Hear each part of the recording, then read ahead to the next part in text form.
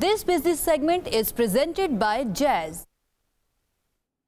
पाकिस्तान से बड़ी शिकस्त हुई है, उसके बाद लगता है ऐसा है जैसे भारत के बुरे दिन शुरू हो चुके हैं। अब अमेरिकी सदर डोनाल्ड ट्रंप जो हैं, उन्होंने टेक्नोलॉजी कंपनी एप्पल के चीफ एग्जीक्यूटिव टिम कुक से कहा है कि वो इंडिया में जो एप्पल आईफोन है वो बनाना बंद कर दें। आपको पता है इनका बहुत बड़ा एक प्रोजेक्ट था कि इंडिया में अब से जो है ना जो आईफोन्स हैं वो बन के जाया करेंगे।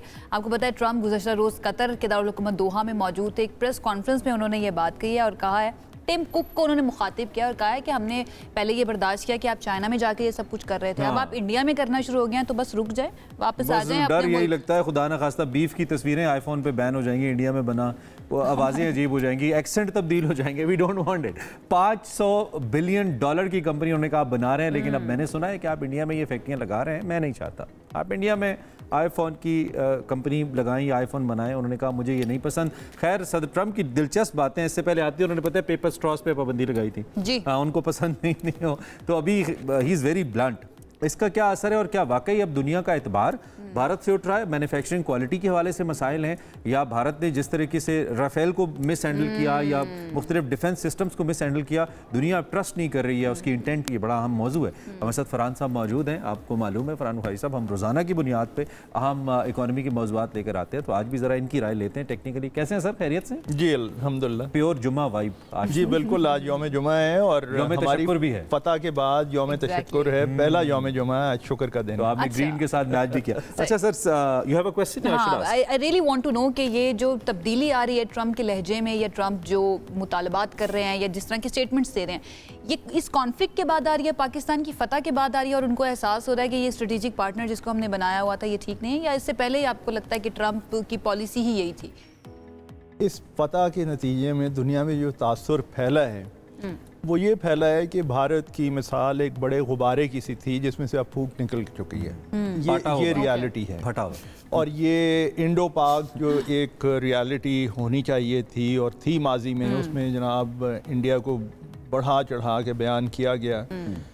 अब वो मेरे ख्याल में एक रियलिटी चेक हो रहा है। एक तो वो है, दूसरा ये कि ये जो एप्पल के मामले में हुआ है, आपको याद होगा जब ये चीन से इंडिया गए, हमारे यहाँ भी परेशानी थी कि पाकिस्तान के भी सिक्योरिटी के हवाले से इंडिया में ये बन रहे हैं और वो हमारे आईफोन यूजर्स के लिए वो बड़ा ख़तरनाक होगा, कुछ हमारे लिए लगा ही ना दें बीच में। बिल्कुल बिल्कुल। और लेकिन अब ये जब से फिर ये भी हुआ है कि इंडिया ने क्या क्या नहीं किया जनाब। कनाडा में जाके एक सिख आज़ादी पसंद को वहाँ पे उन्होंने कत्ल करवाया। इसी तरह यूरोप में उनकी एक्टिविटीज़ जो हैं तो लोग ये भी देख रहे हैं। और फिर सबसे बड़ी बात ये है कि ट्रंप का बुनियादी मकसद ये है कि नौकरियां अमेरिका में ही रहें। Jobs should not be exported, ये उनका मोटो है भारत के लिए, क्योंकि भारत बहुत ज़्यादा इस पे बड़ा गरूर और तकब्बुर भी कि हमारी मईशत बहुत बड़ी है, स्पेशली साउथ एशिया के अंदर बहुत ज़्यादा वो चाहता था कि यहाँ पे मेरा होल्ड हो जाए। कितना बड़ा सेटबैक है उसके लिए ट्रंप का ये कहना? बहुत बड़ा सेटबैक है, क्योंकि ये इतना बड़ा स्टेटस सिंबल है एप्पल और आईफोन्स का, और एप्पल की दूसरी प्रोडक्ट्स आप और हम मैकबुक्स भी इस्तेमाल करते हैं, आईपैड्स भी इस्तेमाल करते हैं। ये सारी की सारी भारत में बनने चली थी। पाकिस्तान में परेशानी थी कि इसकी कोई सिक्योरिटी इम्प्लिकेशंस हमारे लिए ना हो। और लेकिन दूसरा ये कि वो तो समझते थे कि बिल्कुल दुनिया की उफ़क़ पे बैठे हैं और मुस्तक़बिल भारत ही है।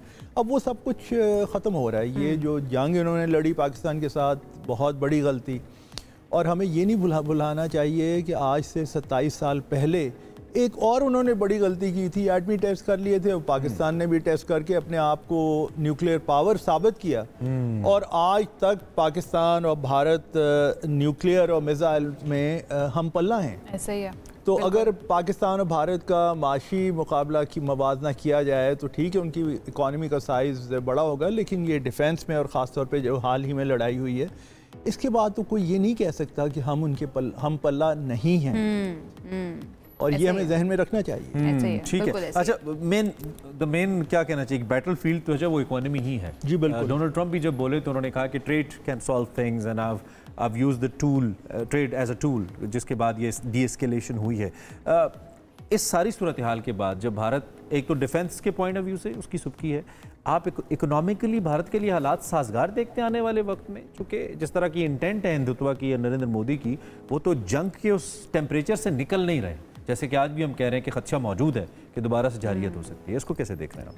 भाई इस जंग के दौरान एक अफसोसनाक लेकिन मज़का खेज वाक़या तो वो हुआ कि भारत में कहीं कराची रेस्टोरेंट एक बना था, उससे जाके लोगों ने तोड़ फोड़ की। ऐसे ही पाकिस्तान में कराची में मुंबई या बॉम्बे बिरयानी भी मिलती है, ऐसा कभी हैदराबाद की वो मुंबई बेकरी का केक पूरी दुनिया में मशहूर है। तो ये तो वाकया ऐसा हुआ है कि इसके बाद लोगों की मेरे ख्याल में आंखें खुल गई हैं। और जैसे हम प्रोग्राम में पहले भी जिक्र कर चुके हैं, 23 करोड़ से ज़्यादा आबादी तो सिर्फ और सिर्फ ऐसे लोगों की भारत में जो कि इंतहाई गुर्बत का शिकार है। ऐसी हमारी पूरी आबादी है ये जितनी पूरी पाकिस्तान की आबादी। अब इस सूरत हाल में आप $15.5 अरब के राफेल्स लेने चलें, उसके बजाय आप अपने मुल्क के हकायक देखें और यही चीन से 7 अरब के डिफेंस सिस्टम लेने चले हैं। बिल्कुल, और यही चीन का जो तारीख हालिया रही है, यही सबसे बड़ा सबक है कि उन्होंने अपने मुल्क में तकरीबन। वैसे फरहान साहब, सॉरी टू कट यू, ऐसी इंटरेस्टिंग बात है ना कि आप बिलियंस ऑफ यूएस इन चीज़ों पे लगाते हैं और 4 दहशतगर्द बकौल आपके पहलगाम के वो आप नहीं पकड़ सकते। You don't even know them कि वो कौन थे, कहां से आए, वो कौन थे। और फिर 10 मिनट में तो अगर कोई रॉकेट भी होता तो उस मकाम से उस पुलिस स्टेशन पे जाके FIR दर्ज नहीं करवा सकता था। स्पेसशिप भी होती वो अनफॉर्चुनेटली हम ये भी नहीं कह सकते कोई राफेल भी होता। जी इंडिया ने बदनाम कर दिया उसको। बिल्कुल तो ये तो एक अजीब सी सूरत हाल है जिसमें इंडिया की बिलाखिर। और इस एपिसोड के बाद जो आई थिंक मलेशिया के साथ राफेल की एक डील चल रही थी फ्रांस की, वो भी अब खटाई में पड़ गई है। लग ऐसा रहा है कि डसॉल्ट एविएशन जो है ना वो बद्दुआएं दे रहे होंगे इस वक्त इंडिया को या इंडियन एयरफोर्स। बहुत शुक्रिया फरहान साहब, बहुत शुक्रिया। आप कुछ कहना यहाँ तक तैयारों की बात है तो अब तो इस वक्त जो कहते हैं ना कि गुड्डी चढ़ गई, वो तो सबसे ज्यादा चढ़ गई JF-17 की। हमने आज़रबाईजान को बेचा, उससे पहले म्यांमार को बेचा, चंद नाइजीरिया को बेचे, और मुझे लगता है कि मुस्तकबिल बहुत रोशन है। टाइम हमारा खत्म हो गया। Thank you. बात आईफोन से शुरू हुई थी, इंडिया में आईफोन नहीं बनेंगे, डोनाल्ड ट्रंप ऐसा नहीं चाहते और आईफोन मेकर जारी बात है उनके साथ है, तो उन्होंने कह दिया डायरेक्टली। सो जब कह दिया तो कह दिया, इंडिया वी आर सॉरी, हम नहीं चाहते थे हम नुकसान हो, लेकिन आपने हमें प्रोवोक किया, तो ये हो रहा है।